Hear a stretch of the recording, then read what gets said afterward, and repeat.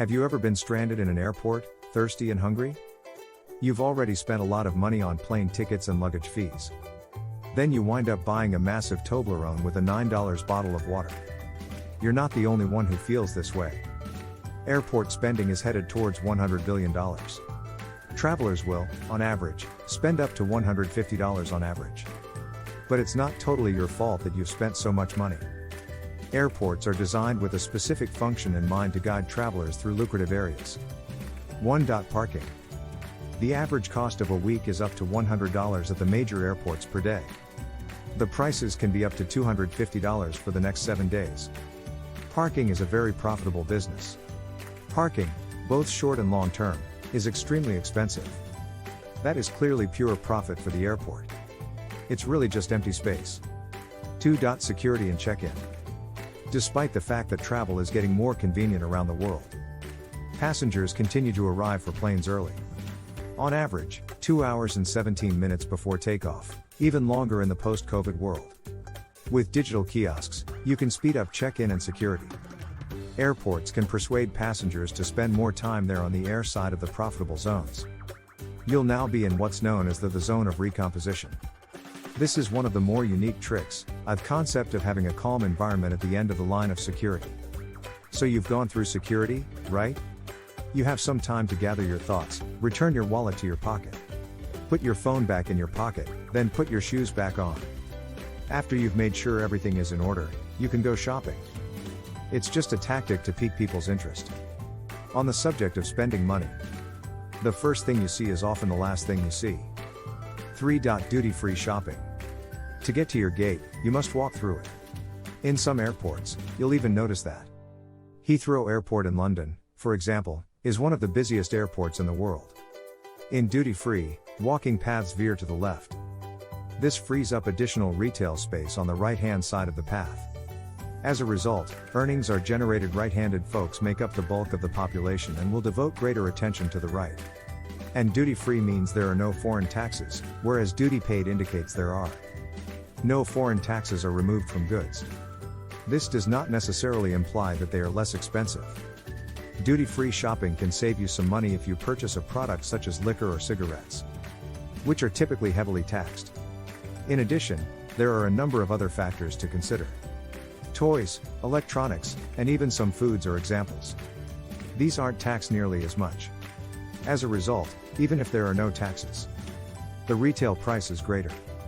And you're not the only one being duped into purchasing a massively overpriced Toblerone. Duty-free shopping is a significant business all around the world. The overall market is worth around $100 billion. 4. Food and other retail.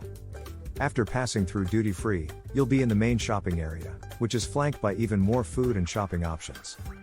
This is where you'll most likely be compelled to wait. Many major airports don't announce gates until less than 90 minutes before departure, forcing passengers to wait in the terminal's central shopping area, where signs indicate walking times to gates and gate placements, keeping you stress-free and satisfied. Massage chairs, spas, pools, and atriums are just a few of the amenities available, anything that will help you relax. Because studies show that every 1% increase in passenger satisfaction results in a 1.5% increase in airport sales. With 2 hours to kill before the deadline, there's a risk you'll get hungry before your flight. Restaurants, too, are constructed with large windows, soothing music, and outlets to keep you content and spending. These eateries, however, are not inexpensive. Food has an 20+% markup at most airports. Part of the reason for the high prices is that restaurants pay expensive rents to airports, which are usually based on a monthly basis and include a hefty percentage of gross profits. Rent can be around 50% more expensive for restaurants than it is in their typical locations. 5. Convenience stores. Your gate has now been announced. You pass stores set up with diagonal displays so you can view all the merchandise from the concourse on your long trek through the airport.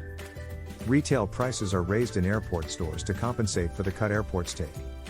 In certain airports, this might mean a 200% markup on a bottle of water. 6. Money exchange.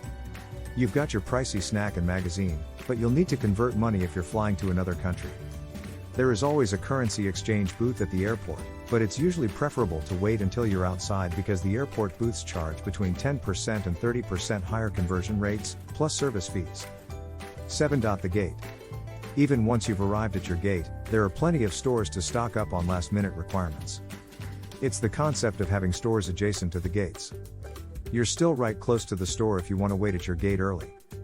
You won't miss any important announcements. Finally, you board your plane, possibly irritated at the airport due to your extravagant expenditures. However, consider this.